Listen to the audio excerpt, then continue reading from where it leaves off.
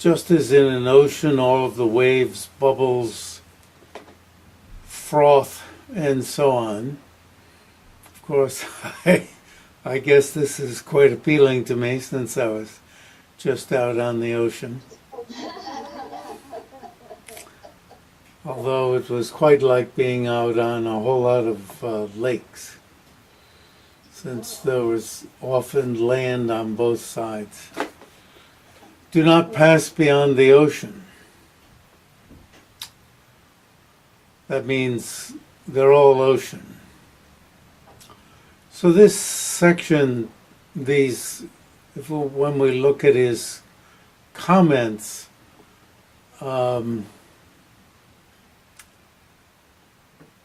he's making a point about perspective, especially the next one. The challenge is, what is our predominant perspective? And even we could ask, what is our only perspective? Is our only perspective the waves, the bubbles, and even worse, the froth? And within the froth, the dirty froth, the cruddy froth. Here's some more cruddy froth. But, if we're out on the ocean, often it's the beautiful froth and the beautiful bubbles and the beautiful waves and the beautiful sunsets and sunrise and the beautiful lack of rain. As is said, when you go to Alaska, any day without rain is a good day. And we had 7 days without rain. There were a few sprinkles. So we had 7 good days. And, everybody's excited, including myself, about the lack of rain. Why? Because you could see more waves, bubbles, trees, mountains, glaciers, and this thing in the glacier and that thing in the glacier and blah, blah, blah. So what is the predominant perspective? And as I'm switching that question, what is maybe our only perspective? Right? Because the two perspectives the text is offering us and he is offering us are reality and the phenomena that have this reality. So the example is the waves and the water, or the, trees and so forth, or their reality, which in Nyingma is their emptiness and their luminosity. That combination which was never combined, which was always together, of emptiness and luminosity. Or in Geluk, the emptiness of inherent existence. In Geluk, the system that is presented is of the mere emptiness of inherent existence.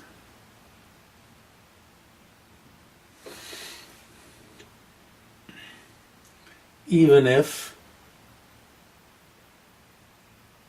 in direct realization, the wisdom directly realizing emptiness and emptiness are indistinguishable from the viewpoint of the person directly realizing emptiness.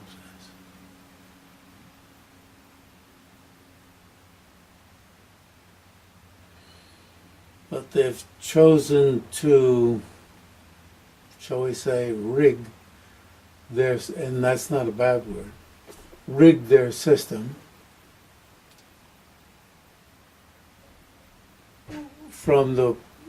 by making, from the point of view of what?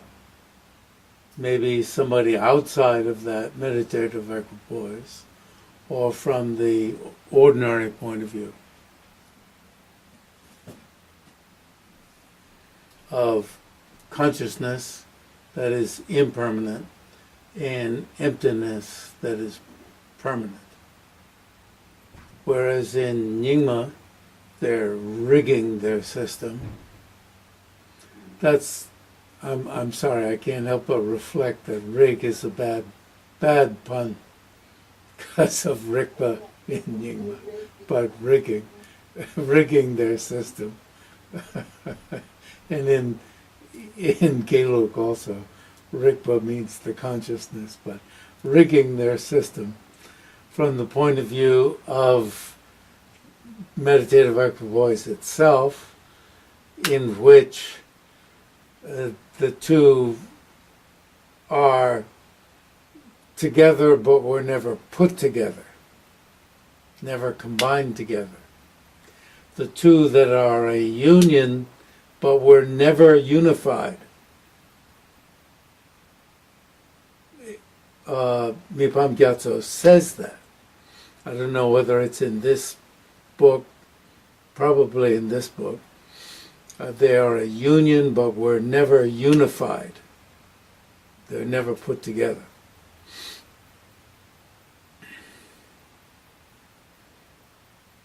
So when you get a hold of this standpoint,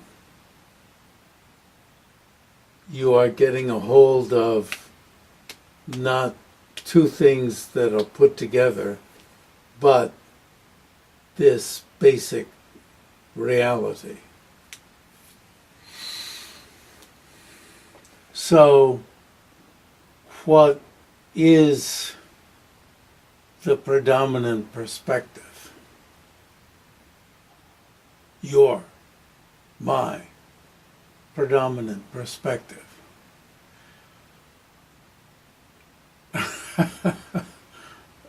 Can we even ask, have we lost sight of the deeper perspective? I laugh because did we ever have sight of it? Yeah. Right? Or if we had a little sight of it, did we lose sight of it? Okay? And that's a good question to ask too. So, because of our overemphasis on the trees and the,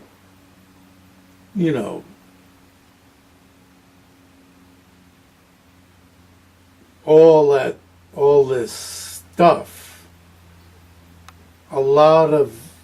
we have to put a lot of emphasis on the deeper standpoint.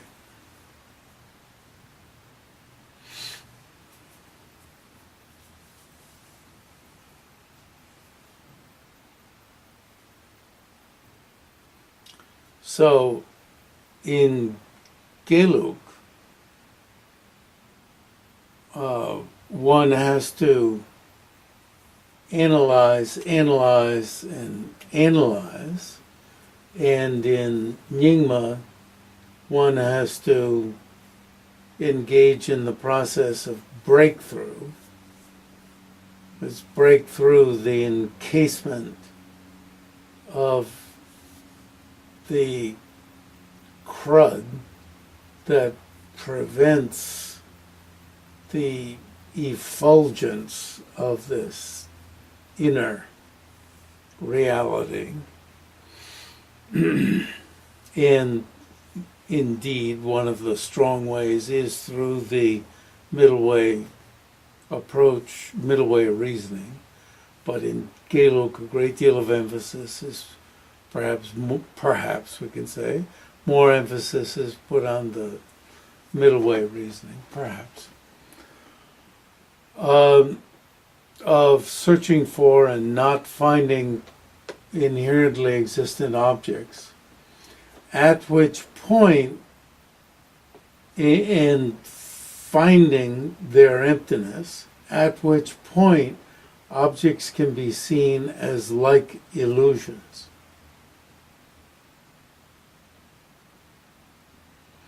At which point objects can be posited as like illusions. So in Nyingma, one has to keep this Geluk perspective in mind. Otherwise, the tremendous emphasis in Geluk on the ordinary perspective can be distorting. I don't mean from a Nyingma point of view, from a Geluk point of view. It can be distorting. And thus there's a criticism from Nyingma that in Geluk presentations, conceptuality has a lot of influence, whereas in Nyingma, meditative non-conceptuality has a lot of influence. And the criticism is, I say, not bad, because you find the same criticism in Geluk itself. Like, watch out for that.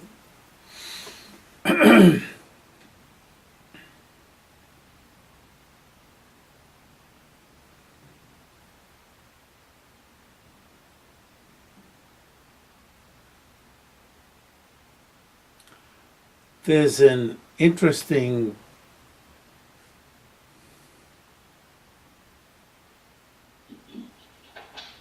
statement in Geluk, which is that without investigation and analysis, phenomena are posited as conventionally existent.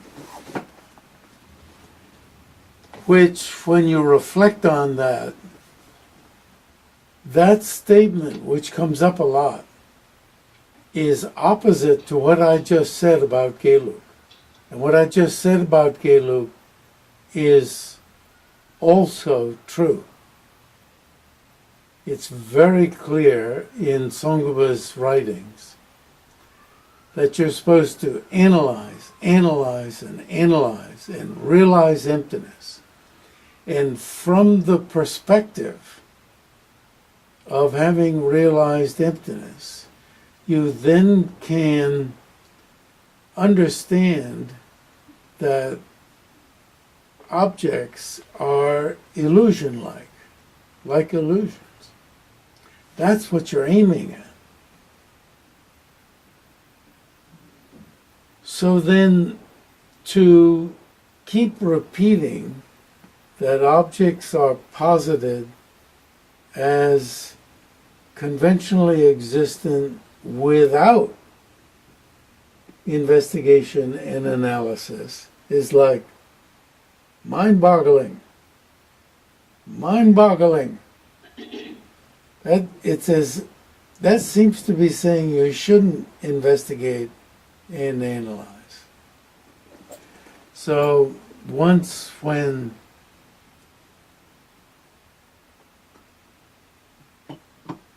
my so important Gelukpa Lama, Aung Langden's most famous student, Ginen Lotra, he had come to Dharamsala, back to Dharamsala, finally from Germany. He came to Dharamsala, and so of course, having studied with him some in Wisconsin when he came to visit his Lama, and of course I was there. And then I had studied with him in Germany. So when he came to Dharamsala, of course we got together. And I was showing him around the library in Dharamsala. And of course we didn't just pass the time of day. We were talking topics.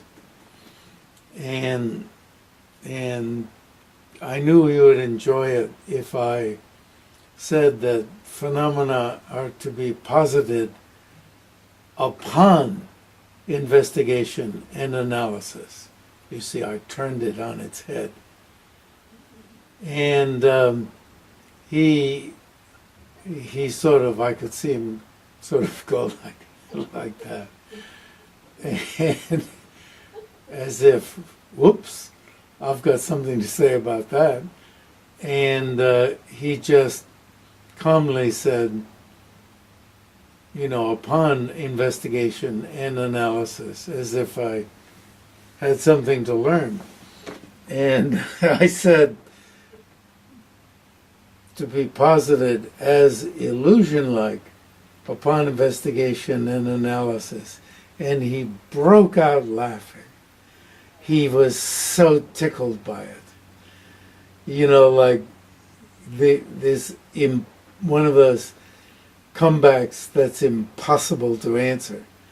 And he after he stopped, giggling and laughing, he said, "You should say that to the geishas."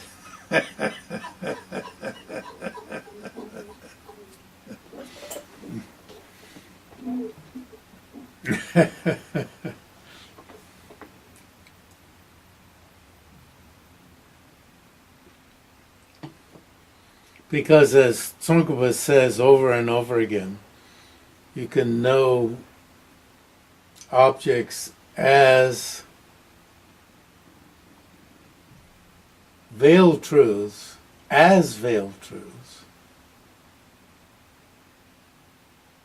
only after realizing emptiness.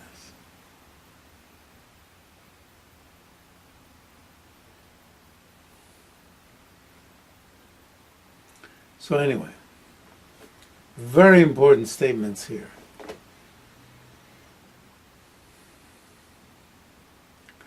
So there's a really biting here means biting criticism from Nyingma to Geluk, that there's too much power is given to conceptuality.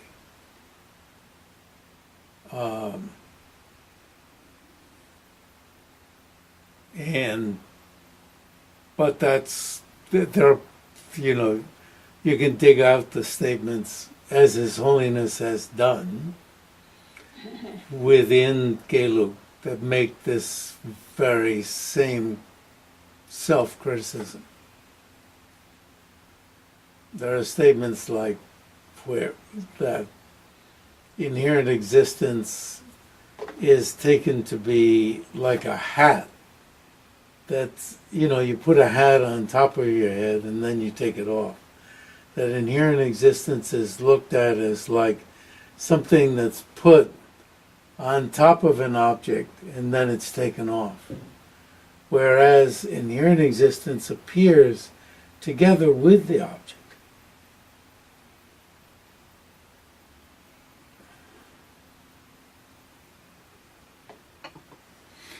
Okay. So when I sat down this morning and I wanted to look at what came before, I was looking at this and then reading the next section where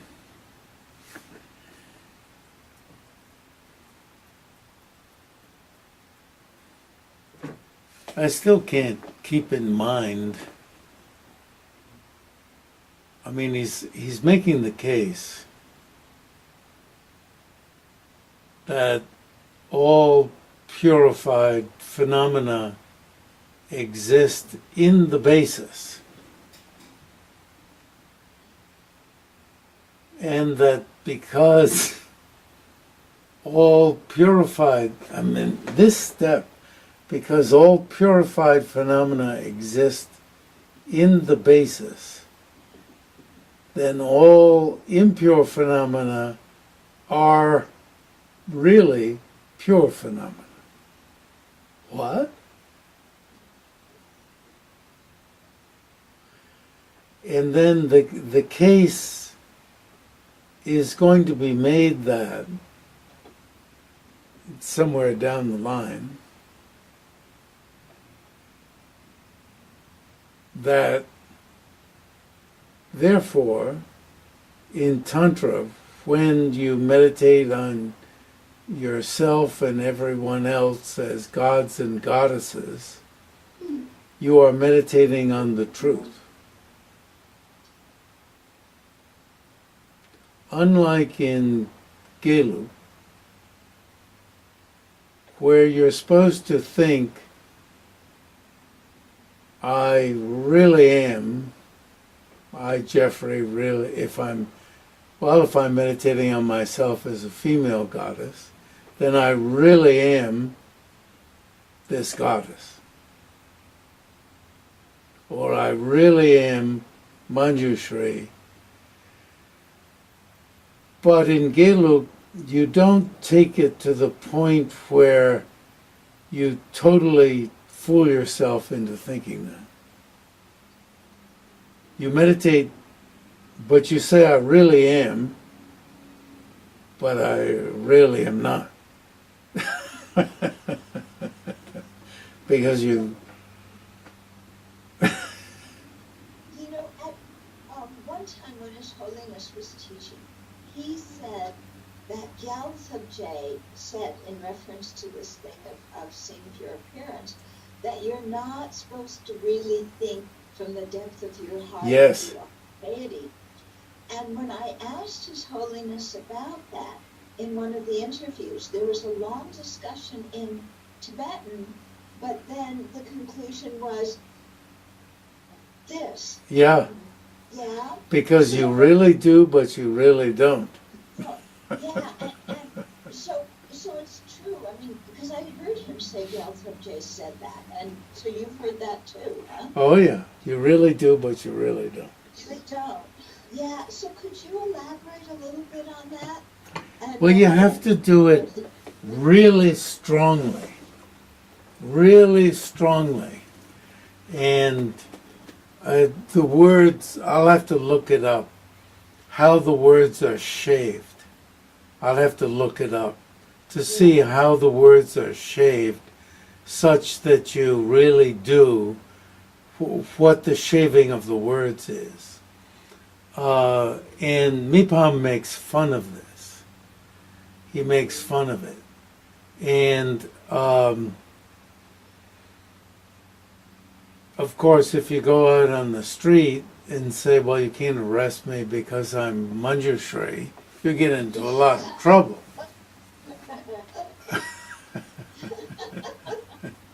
And there are people who do get into trouble. They get carted off. And you know, you think I'm going to jump out the window because I can fly, because Manjushri can fly, and you find you can't fly.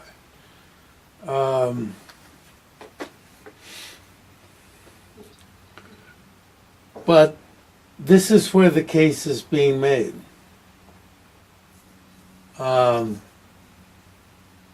That in fact, the impure, when you come down to it, has no status. But in terms of appearance, somehow it does have some status. In terms of appearance, it does have some status. And Geluk is willing to give it the status of valid cognition, but that doesn't give it a super solid status. Whereas in Nyingma, giving it the status of valid cognition, making it established by valid cognition, gives it a super solid status. Well,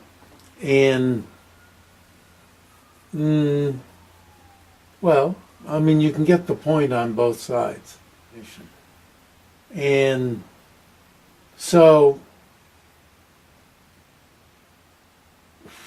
what is being said here in Nyingma,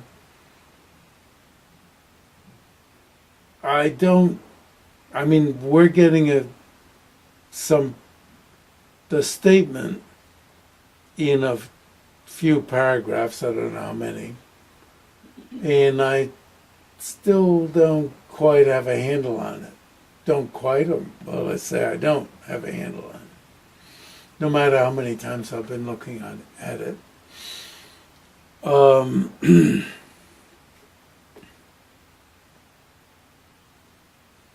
Okay. But there's no question that it's going to be said, but he has his own way of unsaying it too. You haven't manifested it, and he'll say, and Khetsun Sangpo makes it clear, but we haven't manifested it yet. We haven't actualized it yet. We haven't brought it out in terms of appearance.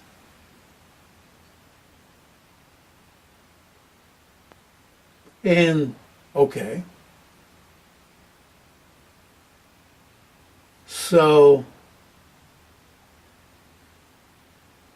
in terms of our true nature, we're gods and goddesses. But in terms of our, mode of appearance? Not so. I don't know.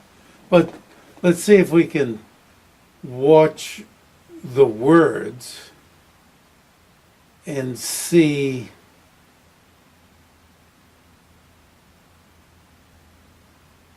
he's going to say the way Samantabhadra was enlightened indicates that he, and it is he, was primordially enlightened, even though he also became enlightened. Because of the way he was enlightened, that indicates he was primordially enlightened. And then with regard to the rest of us, we have obstructions that need to be removed.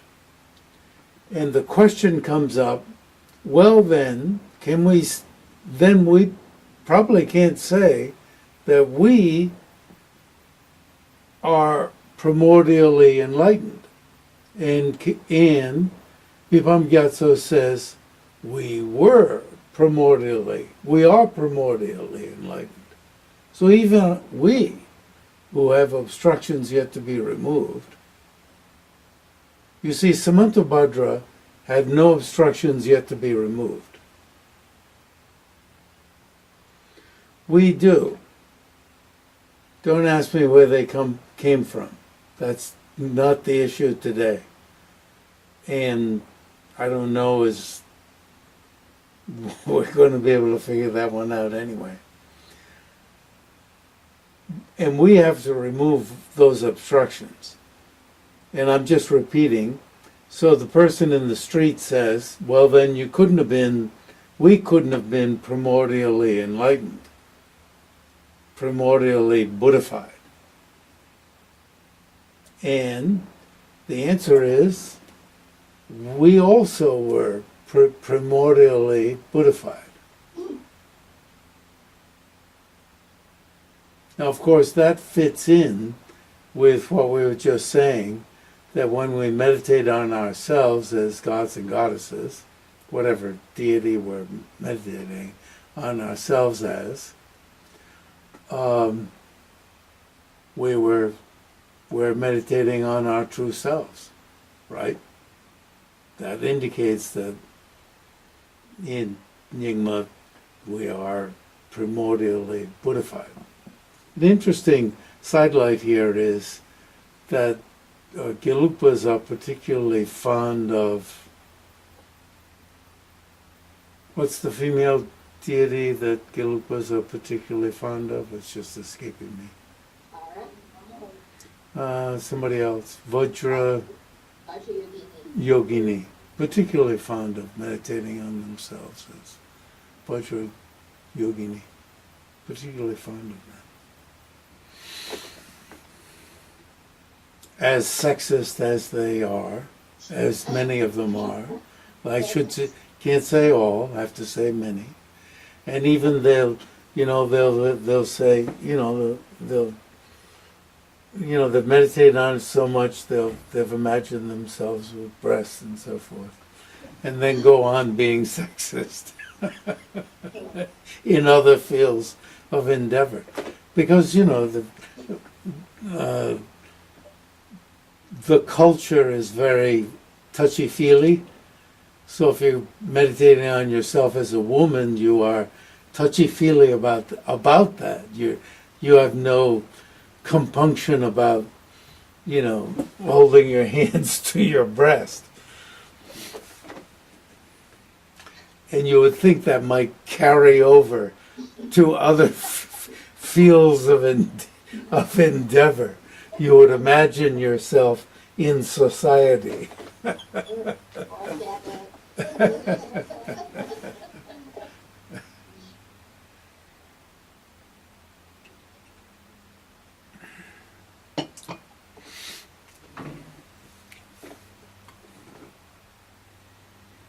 Yeah.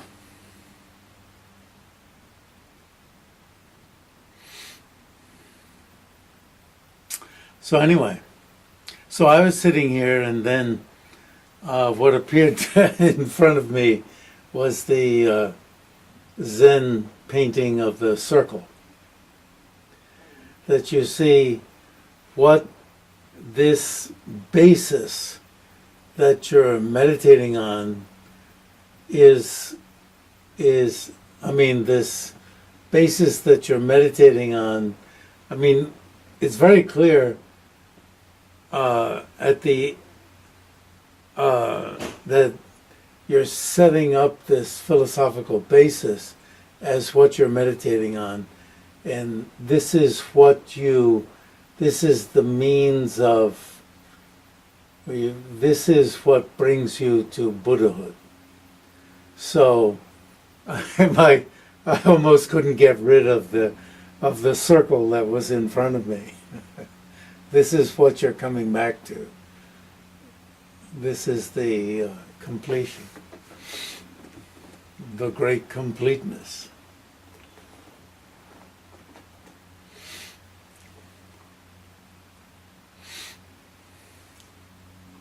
Not that I know that much about Zen.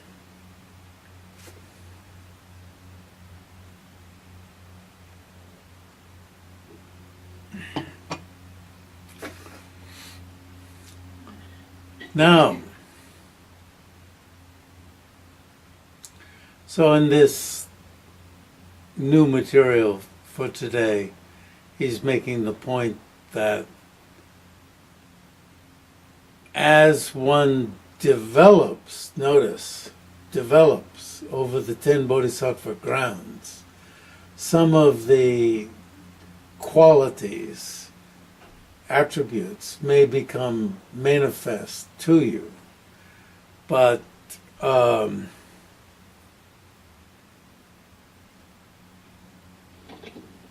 as you remove some of the obstructions. Now, is he saying, you know, 5 lines down at the end of the 5th line, he says, all of the attributes of the sphere of reality are not manifest as they are to a Buddha. Does he mean some of them are, or does he mean none of them are?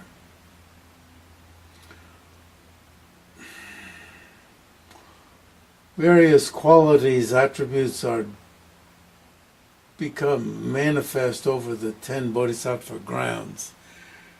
He may mean that none of them become manifest as they do to a Buddha. Even if some do become manifest, he may mean that none of them become manifest as they do to a Buddha.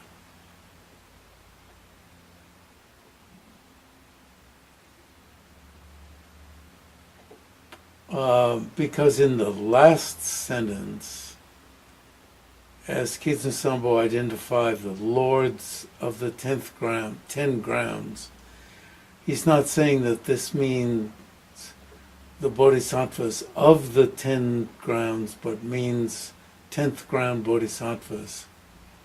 They are unable to manifestly perceive these qualities. Probably if you put that together with what appeared earlier in the paragraph, it means as Buddhas do. I'm not, I don't think we have to settle exactly what that means.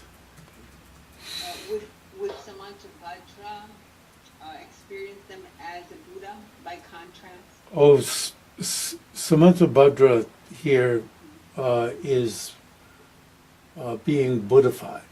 So Samantabhadra is a Buddha. So yes. Good point. I mean, I think you're thinking of Samantabhadra as a bodhisattva. No. This Samantabhadra is the first Buddha, the original Buddha. And somewhere, I believe in the first volume, I don't think it's in this volume. I get confused between volumes because I'm working in both. Our world system, I believe, is on a lotus petal, on the 10th lotus petal, directly in front of Samantabhadra's heart. This made me think, people talk about theistic religions and non-theistic religions. Well, if you have to jump, I don't like these situations where you have to jump. This looks like a theistic religion. But then this goes to your question maybe a month or so ago. Does this mean Samantabhadra is the creator? Well, maybe Tarba can answer this question from the book that she got out. But I want to read that book very carefully, because the translator may be wanting to adjust some of the language there to make it theistic, non-theistic, or whatever. But Samantabhadra is up there in the sky, and we're on the 10th petal in front of the heart, and, blah, blah, blah. And I haven't gone into this, and frankly, I don't want to spend my time on it. But I do want to read what somebody else has figured out about that. And I don't think that Samantabhadra is creating, but maybe that's just my wish. Yes. In Buddha, when we make the requests, it seems like there's a verse there that's talking about Samantabhadra, and my understanding of it, that was representing chickens. Now, that is the Bodhisattva Samantabhadra, who's another person. Yeah.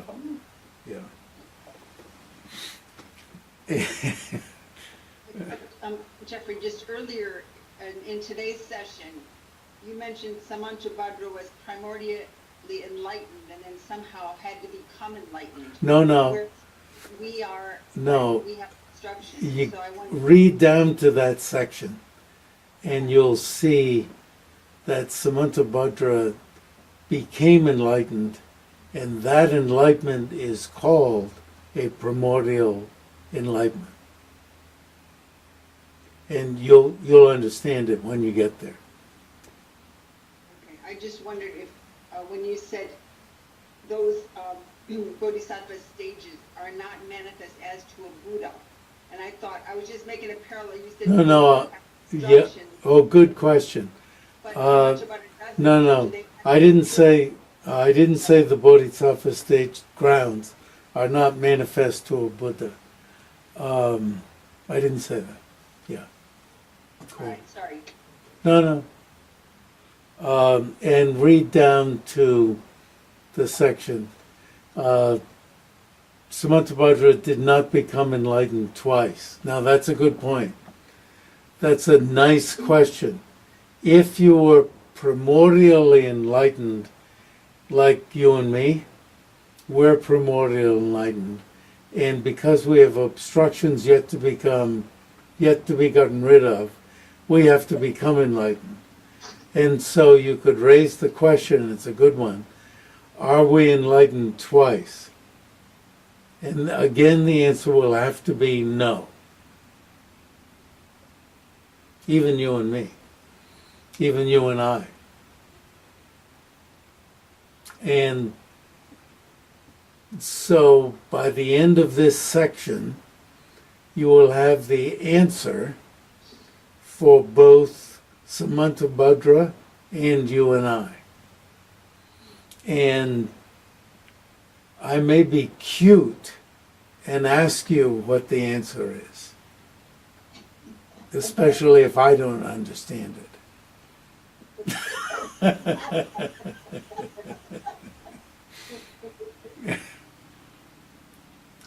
Now, probably the answer is the fact that we, both Samantabhadra and you and I, are primordially enlightened allows us to become enlightened. Probably that's the answer.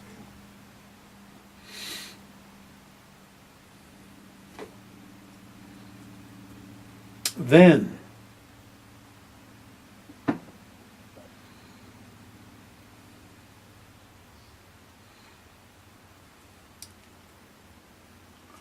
there's, I don't know how many years it's going to take us to get down to some of the really interesting material below. You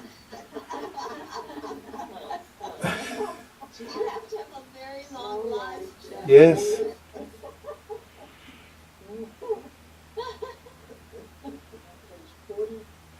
You see, here it says,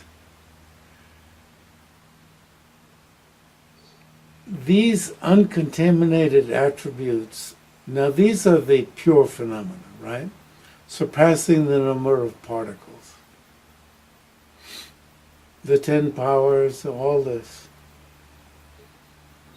are attributes of the noumenon itself and are not attributes of something else. Okay. So all of this is in the noumenon, the dharmata. All phenomena abide in the aspect of, now you see, this is the statement, in the aspect of, this means your house, the temple that you think you built, and that's developing cracks, and there's a leak, and you thought it was really nice, but you're finding out it's a little bit cruddy, and you're looking for somebody to blame, and but it really isn't blame. You just think, well, do we really want to hire that person to fix it, the person who built it? Shouldn't we get somebody better? It's not just blame, right? You want to find out where the fault is. Maybe there's somebody better. But really, it's an inestimable mansion.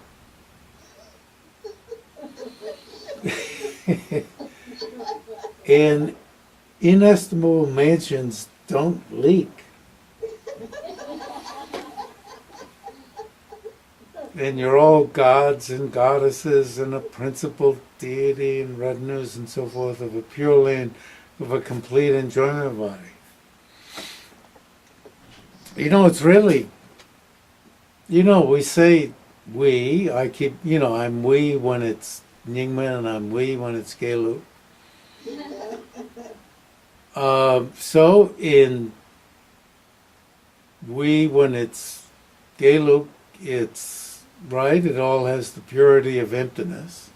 We just reflect on it, and that reflection makes all these wonderful qualities come about. Oh. But here's this very strong statement. And you see from this statement all sorts of perspectives are drawn. And then even criticisms of other people's systems. I see Tarba back there. I didn't see her earlier. Yeah, hi. Therefore, even present impure appearances do not pass beyond appearances of self-arisen, pristine wisdom. That means wisdom and emptiness. That is not different from the sphere of reality. Now, if we said in Geluk, even present impure appearances do not pass beyond being appearances of emptiness, right? We've sort of gotten used to that. But when you add in appearances of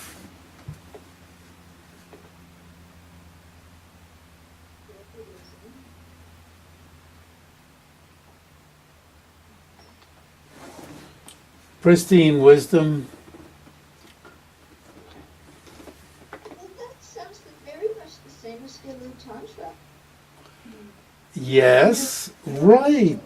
We're supposed to see everything as gods and goddesses, right? It's a manifestation of your wisdom realizing. Right. And Nyingma just takes it slightly more seriously, that this is what it really is. But if you are, shall we even use the word really again, if you're really practicing Geluk Tantra, then you're doing this all the time. And Nyingma just puts this in the basic Ati Yoga or highest philosophy. Geluk puts it in its highest practice.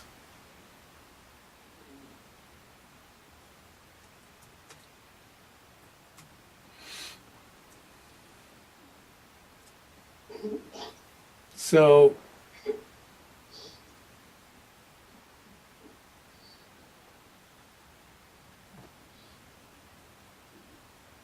what's in the very good point. So if we take Khetsun Sangpo's comment, the end of it say, and the second sentence says, there is no way that the appearances of cyclic existence could be outside the noumenon of the self-arisen pristine wisdom.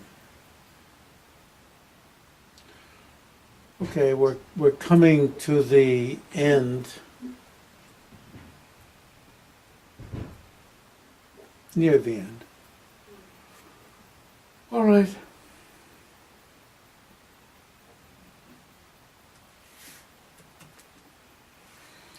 So,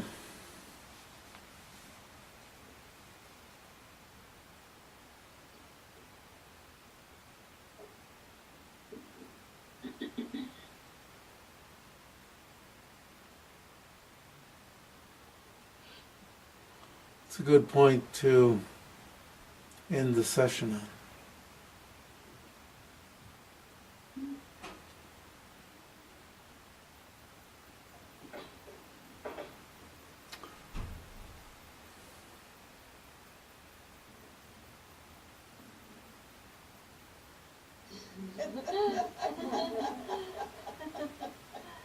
It's lovely, isn't it?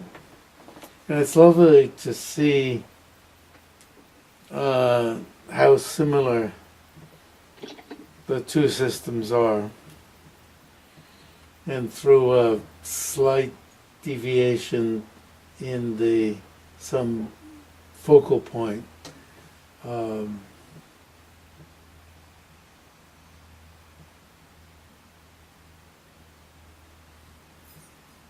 we end up saying very similar things, and you could make it a clash, and you could see how reinforcing.